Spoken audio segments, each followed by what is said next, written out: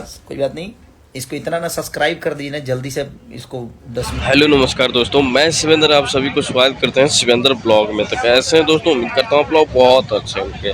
दोस्तों बता दूं, जो कि खेसारी लाल यादव आज लाइव आया था, जो बता रहे थे अपनी दुखद की कहानी, जो कि हंस हंस के भी बताया और इतने दिल से अपने लिए काम करते हैं। तो दोस्तों बता दूं, जो आदमी खुला आम जीना चाहते हैं उनको मतलब दवा दवा के ऐसे करते हैं। तो दोस्तों ज़िंदगी में बहुत सारा तकलीफ आते हैं। और भाई लोग बता दूं कि आज गाने के बारे में बता रहे थे कि खेसारी म्यूजिक वर्ल्ड को इतना सब्सक्राइब कर दीजिए, इतना ट्रेंड कर दीजिए, जो आज गाना जो छूटा है वो 1 नंबर पे आ जाए और 11 मिलियन इसको कंप्लीट कर दीजिए।